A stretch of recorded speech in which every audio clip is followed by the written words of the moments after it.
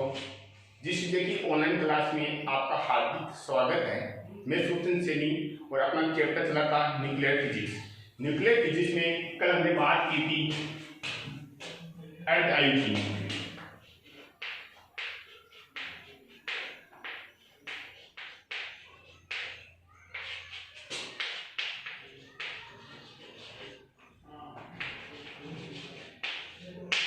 इसका जो सूत्र आया था वो आया था T बराबर 0.693 अपॉन लैम्डा। यहाँ पर लैम्डा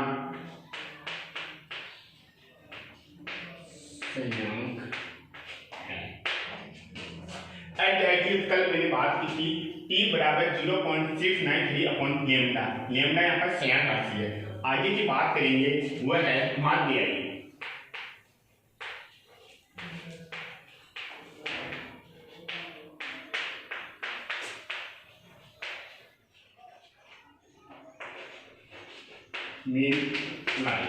माध्य आयु होता क्या है? माध्य आयु से क्रोध से प्रदर्शित करते हैं किसी रेडियोएक्टिव तत्व में जो सभी नाभिकों की आयु होती है, सभी नाभिकों की आयु तथा जो सक्रिय जो नाभिक की संख्या होती है उसके अनुपात को क्या कहते हैं? माध्य आयु कहते हैं। माध्य आयु बराबर क्या होगा? सभी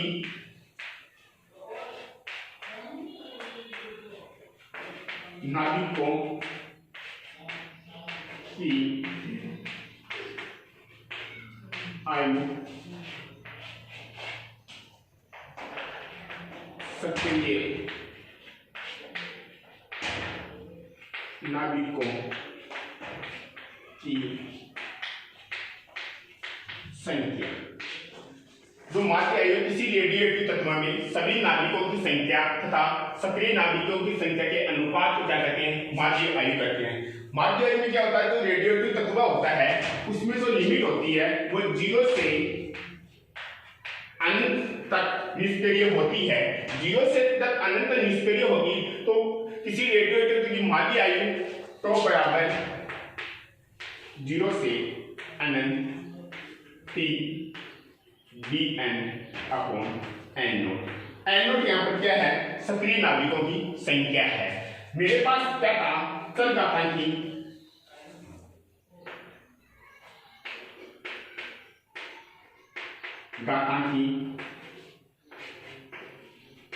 शरीर का नियम था dn अपॉन dt समानुपाती है। ये क्या था? चल घातांकी क्षय का नियम था। जब मैं समानुपाती को हटाऊंगा तो मेरे पास एक लैम्डा निर्धारक राशि प्राप्त होगी।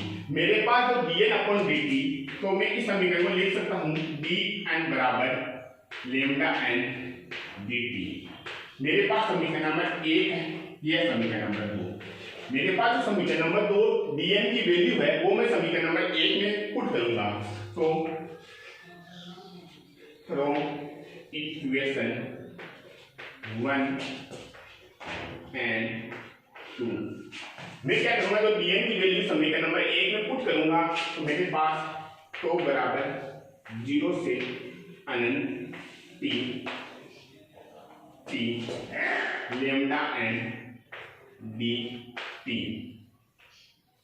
है अपॉन n0। मेरे पास एक चर घातांकी रदरफोर्ड के चर घातांकी नियम से आया था n बराबर n0 e की power minus lambda t।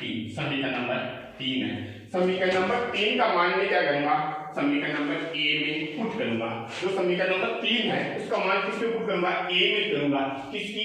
n की वैल्यू। तो मेरे पास तो बराबर 0 से अनंत t लैम्डा n0 e की power minus lambda t upon n0। n0 से n0 कैंसिल है। यहाँ पर लैम्डा क्या है? निर्धारक राशि है तो बाहर की तरफ 0 से अनंत t e की power minus lambda t dt बचा। मैं क्या करूंगा? इसका जब समाकलन करूंगा, फर्स्ट और सेकंड के मान है, जब इसका समाकलन करूंगा तो ये इसका समाकलन होगा 0 से अनंत टी ई की power minus lambda T D T. तो इसका मान आएगा 1 लेमडा स्क्वायर। फर्स्ट और सेकंड की तरफ से करूंगा इसका समाकलन, इसका मान आएगा 1 लेमडा स्क्वायर। तो मेरे पास टो की वैल्यू क्या है, lambda upon 1 lambda square. Lambda से लेमडा कैंसिल, तो मेरे पास बचा 1 लेमडा। जो मेरे पास माध्य आयु है वह किसके व्युत्क्रमानुपाती होता है, संयान के व्युत्क्रमानुपाती होता है। अपन बात करते हैं माध्य आयु की। माध्य आयु की परिभाषा होती है किसी जो रेडियोएक्टिव तत्व होते हैं उसमें सभी नाभिकों की संख्या, सभी नाभिकों की आयु तथा सक्रिय नाभिकों की संख्या के अनुपात को क्या कहते हैं, माध्य आयु कहते हैं। किसी भी जो रेडियोएक्टिव तत्व होते हैं उसमें क्या होता है, 0 से अनंत निष्क्रिय जो सीमा होती है उसमें हम ज्ञात करने के लिए क्या करेंगे, माध्य आयु ज्ञात करेंगे। माध्य आयु तो बराबर 0 से अनंत T D L upon anode. Anode यहाँ पर क्या है, सक्रिय नाभिकों की संख्या।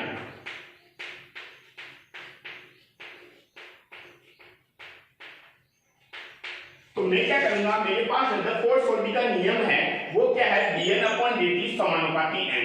जैसे ही मैं समानुपाती को हटाऊंगा यहाँ पर क्या हो जाएगा, लेमडा आ जाएगा। लेमडा यहाँ पर क्या है, शरीय या संयान। तो मेरे पास अब इसको मैं क्या करूंगा, तो dn का मान मुझे चाहिए समीकरण नंबर 1 में, तो मैं क्या करूंगा, dt को ऊपर लेकर जाऊंगा, तो dn बराबर लेमडा n dt, जो मेरे पास समीकरण नंबर 2 है। समीकरण नंबर 2 की वैल्यू dn है, उसको मैं किस में पुट करूंगा, समीकरण नंबर 1 में पुट करूंगा। जब मैं पुट करूंगा तो बराबर 0 से अनंत t dn dt upon n0। n0 समीकरण नंबर 1 है हमारे पास। जो मेरे पास कल मैं बताया था रदरफोर्ड का नियम, रदरफोर्ड के नियम का जो चरघातांकी का जो व्यंजक उत्पन्न हुआ n बराबर n0 e की पावर माइनस लेमडा t है।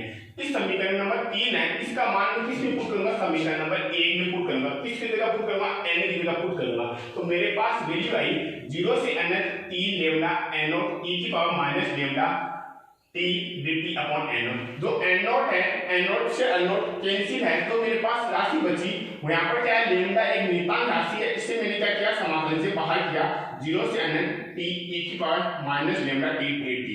जो मेरे पास जो समाकलन बचा 0 से अनंत t e की power minus lambda t dt, इससे क्या किया, फर्स्ट सेकंड से या गामा फंक्शन को कि हम हल करेंगे तो इसका वैल्यू आएगी 1 लेमडा स्क्वायर।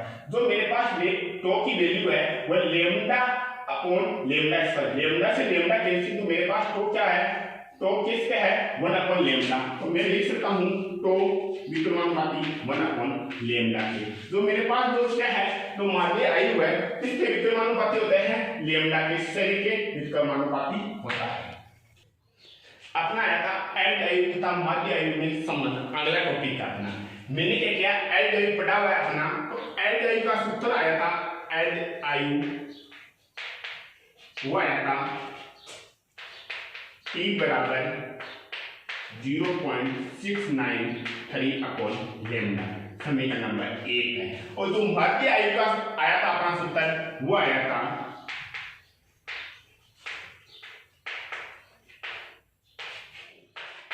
तो बराबर 1 अपॉन लेमडा, समीकरण नंबर 2। मैं क्या करूंगा, समीकरण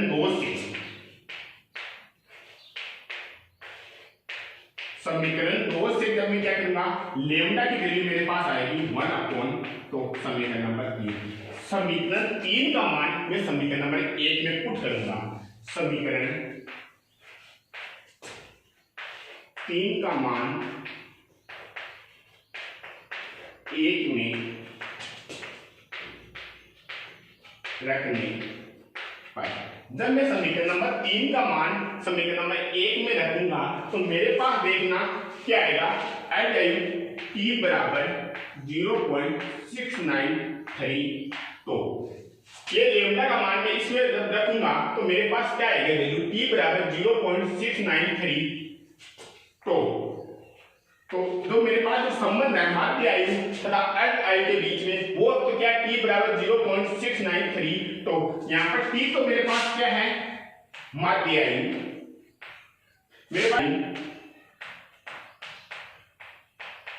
वो जो टो है वो है मेरे पास माध्य आयु। जो एल्ड आयु और माध्य आयु का संबंध है वह है P बराबर 0.693। तो ये किसका है? एड आयु तथा बाध्य आयु में संबंध है। अगला अपने की बात करें टॉपिक की, वह है सक्रियता। सक्रियता को हम ए से भी प्रदर्शित करते हैं। सक्रियता होती क्या है? जो किसी रेडियोएक्टिव तत्व होता है उसमें जो प्रति सेकंड जो नाभिक विखंडन हो रहा है उस तत्व को क्या कहते हैं? सक्रियता कहते हैं। जब कोई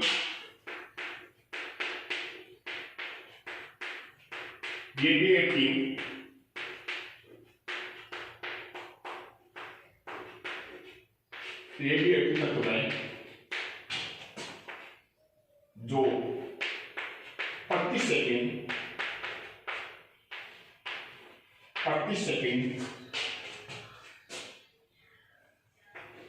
विकटन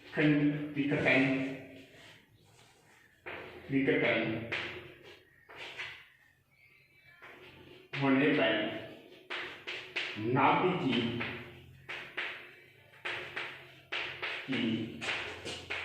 संख्या को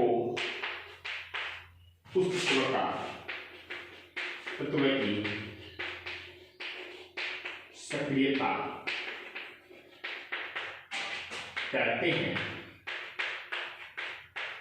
सक्रियता को हम ए से प्रदर्शित करते हैं। सक्रियता में क्या होता है? मेरे पास क्या होता है? एक सक्रियता को ए से सक्रियता बराबर नाभिक में शरीर की दर। सक्रियता को हम ए से प्रदर्शित करेंगे, वो है ए नाभिक में शरीर की दर dN/dt होती है। रदरफोर्ड का नियम में क्या होता है? नाभिक में जो शरीर की दर होती है वो dN/dt होती है। फिर हम बात करेंगे रदरफोर्ड का जो नियम है उससे रदरफोर्ड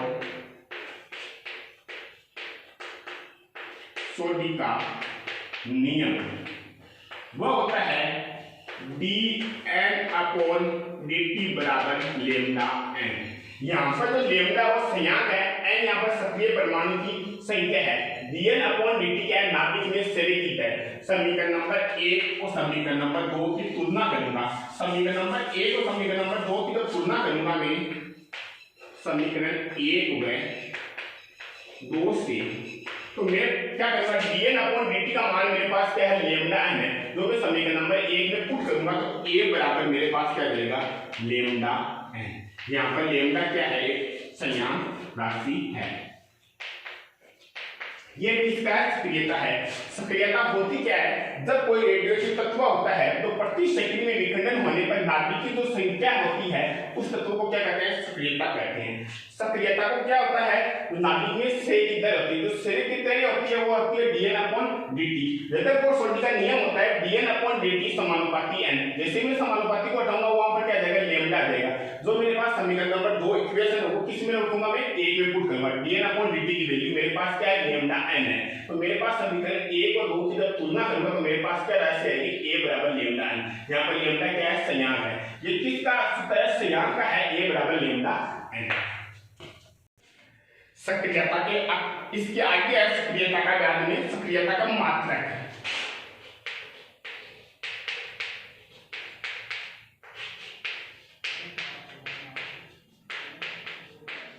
बोर्ड के एग्जाम दृष्टि से इंपोर्टेंट है ये।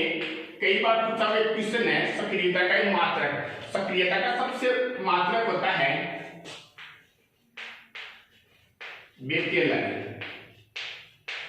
इसे हम BQ से प्रदर्शित करते हैं। बेकेलर होता क्या है? किसी जो रेडियोएक्टिव तत्व होता है उसमें 1 सेकंड में किसी रेडियो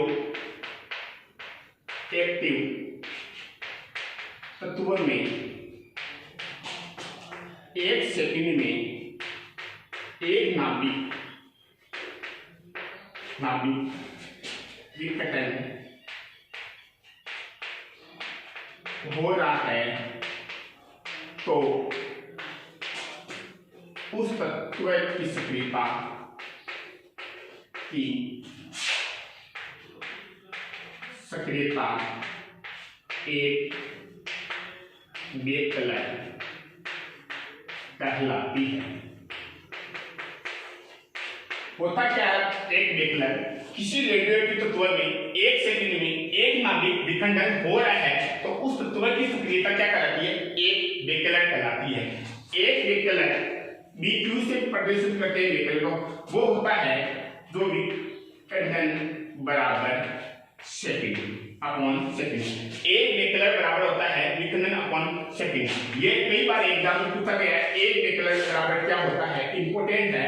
और जो सक्रियता का जो ऐसा ही मात्रक होता है, सक्रियता का जो अच्छा मात्रक होता है वो होता है सक्रियता का मात्रक बेकलर होता है 2008 में से 2000 बोर्ड की परीक्षा में पूछा गया था 2018 के अंदर कि सक्रियता का मात्रक बेकलर होता है। और जो सक्रियता के अन्य मात्रक है वो होता है, दूसरा जो मात्रक है सक्रियता का अन्य मात्रक है होता है वो होता है एक क्यूरी। एक क्यूरी होती क्या है, पहले 1 ग्राम रेडियम की सक्रियता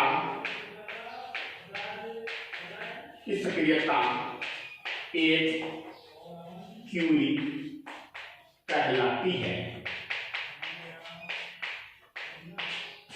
एक क्यूरी बराबर 3.7 इंटू 10 की पावर 10 विखंडन अपॉन सेकंड। ये क्या है, एक क्यूरी है। 1 ग्राम रेडियम की सक्रियता को एक क्यूरी कहलाती है। एक क्यूरी बराबर होता है 3.7 इंटू 10 की पावर 10 विखंडन अपॉन सेकंड। जो मेरे पास एक क्यूरी है उसको हम लिख सकते हैं, क्यूरी बराबर लिख सकते हैं 3.7 इंटू 10 की पावर 10 बेकलर।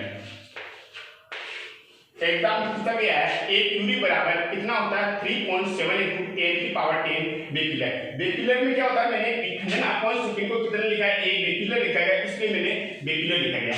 तीसरा जो मात्रक होता है वो होता है रदरफोर्ड। रदरफोर्ड में क्या था, एक रदरफोर्ड बराबर 10 की पावर 6 बेकलर होता है। जो मेरे पास 3 मात्रक थे उनमें सबसे पहला मात्रक है बेकलर। बेकलर को BQ से प्रदर्शित करते हैं। किसी रेडियोएक्टिव तत्व में 1 सेकंड में एक नाभिक विखंडन हो रहा है तो उस तत्व की सक्रियता को क्या कहते हैं, एक बेकलर कहलाता है। एक बेकलर बराबर क्या होता है, विखंडन अपॉन सेकंड होता है। दूसरा जो मात्रक होता है वो होता है क्यूरी। 1 ग्राम रेडियम की सक्रियता एक क्यूरी कहलाती है। एक क्यूरी बराबर 3.7 इंटू 10 की पावर 10 विखंडन अपॉन सेकंड होता है। जो विखंडन अपॉन सेकंड होता है वो किसके बराबर होता है, एक बेकलर के बराबर होता है। वो होता है एक क्यूरी बराबर 3.7 इंटू 10 की पावर 10 बेकलर। तीसरा जो होता है मात्रक होता है रदरफोर्ड। एक रदरफोर्ड बराबर 10 की पावर 6 बेकलर होती है। अपन जो आगे की जो माध्य आयु के बाद में मैंने आपको एक दिखाया था रदरफोर्ड-सोल्डी का नियम में जो सूत्र आया था वो आया था n0 e की पावर माइनस लैम्डा t। ये किसमें आया था, अपने रदरफोर्ड-सोल्डी के नियम में तक आता है कि सह का व्यंजक आया था। उसके बाद में मैंने बात की थी एज आई तो t बराबर 0.693 अपॉन लैम्डा आया था। मेरे पास यहाँ से लैम्डा की वैल्यू क्या आ सकती है, 0.693 अपॉन t की वैल्यू आ गई। मैं क्या करूंगा, जब समीकरण नंबर 1 को हल करूंगा तो मेरे पास देखना समीकरण नंबर 1 से n बराबर n0 e की पावर माइनस लैम्डा की वैल्यू मेरे पास क्या है, यहाँ पर देखना इससे पहले एक वैल्यू आई थी log e2 अपॉन t। किसकी वैल्यू आई थी, ये लैम्डा की वैल्यू आई थी। log e2 की वैल्यू होती है अपने 0.693 अपॉन t है लैम्डा की वैल्यू। और ये वैल्यू किसकी है, log e2 log 2 बराबर 0.693 है। तो मैं क्या करूंगा, मेरे पास लैम्डा की वैल्यू ये है तो मैं क्या करूंगा minus log e two T upon T है, ये वैल्यू है। मैं क्या करूंगा, इसको n बराबर n नॉट, जो e की पावर माइनस, इसको मैं नीचे लेकर आऊंगा तो मेरे पास क्या आएगा, e log e two T upon T है। मैं क्या करूंगा, n नॉट n के नीचे लेकर आऊंगा, इस साइड में लेकर आऊंगा तो मेरे पास राशि बचेगी n बराबर n नॉट e की power log e two T upon T है। जो मेरे पास e की पावर log e टू की वैल्यू क्या होती है, मेरे पास e log e टू की वैल्यू क्या होती है, मेरे पास 2 होती है। तो मैं क्या करूंगा, इसमें रखूंगा द मान n बराबर n नॉट a की पावर 2 t अपॉन t लिखूंगा।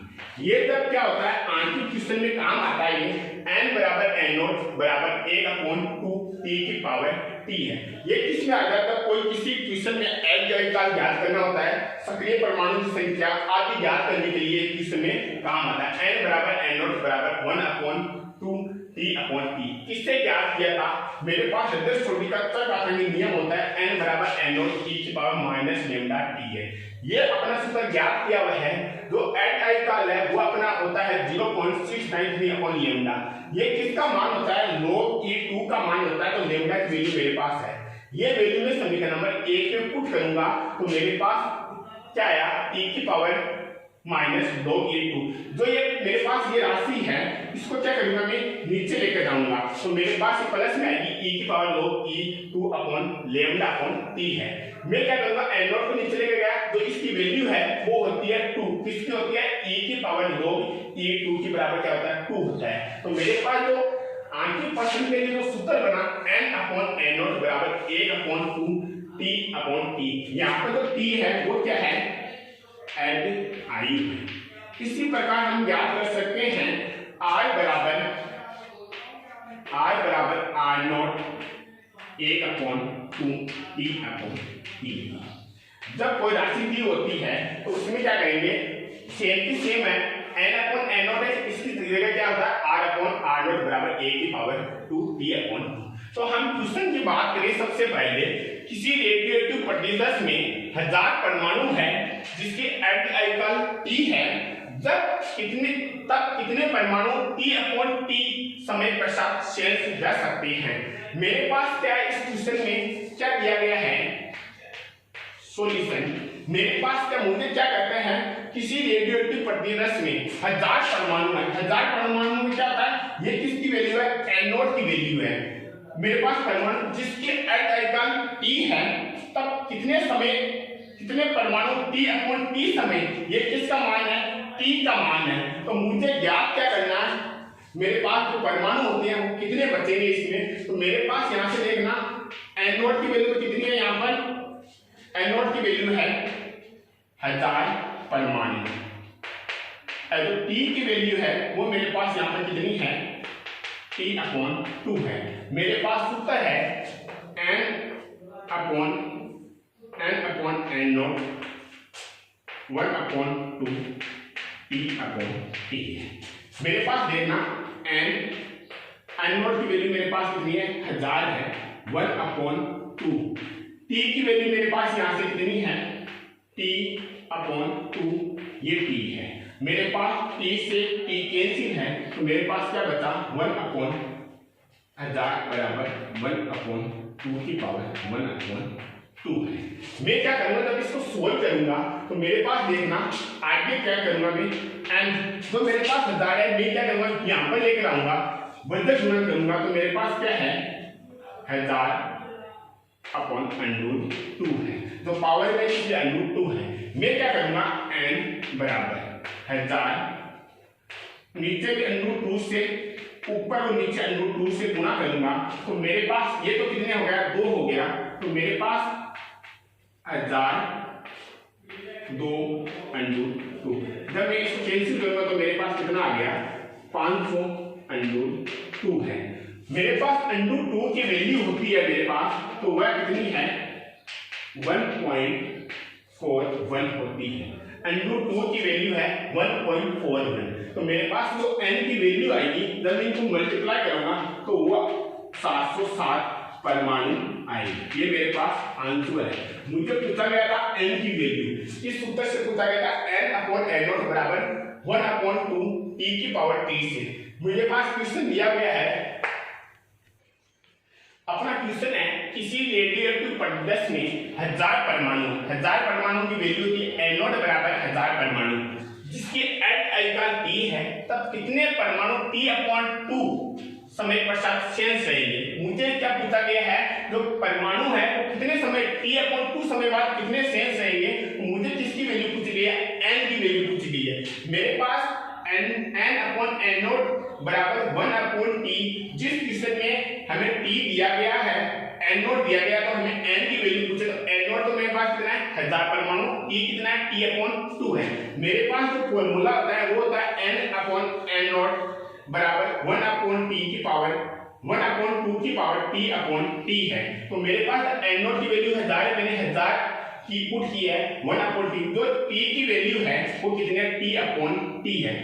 कैपिटल T से कैपिटल T कैंसिल, मेरे पास जो राशि बची 1/2 की पावर 1/2 बची। तो मैं इस राशि को क्या करेगा √2 लिख सकता हूँ, n बराबर 1000 √2 है। मेरे पास ऊपर नीचे मैंने क्या किया √2 से गुना किया है, तो मैं जो कैंसिल आएगा वो कितना हो गया 1000 से। मेरे पास √2 की वैल्यू होती है 1.41, किसकी √2 की वैल्यू होती है। तो मेरे पास जब 1.41 है, जब मैं इसको 500 से गुना कराऊंगा तो मेरे पास n की वैल्यू आएगी 707 परमाणु। ये मेरा आंसर है। अपना अगला क्वेश्चन है, किसी रेडियोएक्टिव पदार्थ की सक्रियता 7.5h में अपने प्रारंभिक मान का 1/32 रह जाती है, तो पदार्थ के परमाणु की HI ज्ञात करनी है। मुझे क्या ज्ञात करना है, इस बार HI ज्ञात करनी है। मैं अगर इसका सॉल्यूशन करूंगा, मुझे दिया हुआ है R/R0 की वैल्यू है 1/32, तो जो T है, अपने T का मान है वो मुझे कितना दिया गया है, यहाँ पर 7.5h दिया गया है। मैंने आपको बताया था शिक्षा में, जिस प्रकार n/n0 1/2 T/T होता है, उसी प्रकार R/R0 1/2 T/T होगा। मैं क्या करूंगा, मेरे पास किसका मान दिया गया, R/R0 का मान दिया गया है, वो कितना है 1/32 है, और T का मान कितना है 7.5h है। मेरे पास किसकी ज्ञात करनी है, इस बार मुझे HI ज्ञात करनी है। मेरे पास उत्तर होता है R/R0 1/2 T/T है। मेरे पास R/R0 की वैल्यू कितनी है 1/32 बराबर 1/2, T का मान मेरे पास कितना है 7.5/T है। मैं क्या करूंगा 1/32 को क्या करूंगा 1/2 की पावर 5 लिखूंगा, क्योंकि 1/2 है उसकी जो पावर 5 है वो 1/32 है। तो मेरे पास क्या होगा 1/2 7.5/T है। मेरे पास 1/2 कैंसिल है, जो पावर बची है वो कितनी है 5 बराबर 7.5/T है। मुझे क्या ज्ञात करना है HI ज्ञात करनी है। तो मैं क्या करूंगा, इस T को यहाँ पे लेकर आऊंगा, तो T 5 बराबर 7.5 है, तो T बराबर 7.5/5 है। जब मैं इसको सॉल्यूशन करूंगा तो T बराबर 75/50, तो इसको जब हल करूंगा तो मेरे पास मान आएगा 1.5h है। मेरे पास HI काल की वैल्यू आई है। मेरे पास जो क्वेश्चन है वह है, किसी रेडियोएक्टिव पदार्थ की सक्रियता 7.h है। ये किसका मान है, T का मान है।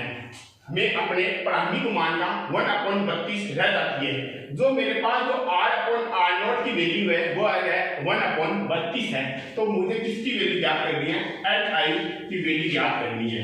मेरे पास R/R0 की वैल्यू है 1/32, T की वैल्यू है 7.5h। मुझे किसकी वैल्यू ज्ञात करनी है, HI की बात करनी है। R/R0 बराबर 1/2 T/T टी की ये क्या है एक सूत्र अपने, उसमें क्या करूँ r अपन r0 की वैल्यू 1/32 मेरे पास है, जो मेरे पास t की वैल्यू है वो है 7.5, इसमें मान रखूंगा तो मेरे पास 1/32 को मिलता है 1/2 की पावर 5 बराबर 1/2 7.5/t है। 1/2 से कैंसिल है तो मेरे पास जो पावर में राशि है वह है 5 बराबर 7.5/t है। मैंने क्या किया जो t है उसको वर्गमूल किया है तो t 5 बराबर 7.5, तो t की वैल्यू आ गई मेरे पास, जो मेरे पास t की जो वैल्यू आएगी 7.5/5 है। जब मैं इसको सोल्व करूंगा तो मेरे पास जो राशि आई है वो आई है t बराबर 1.5 है। ये एंड आई कॉल का मान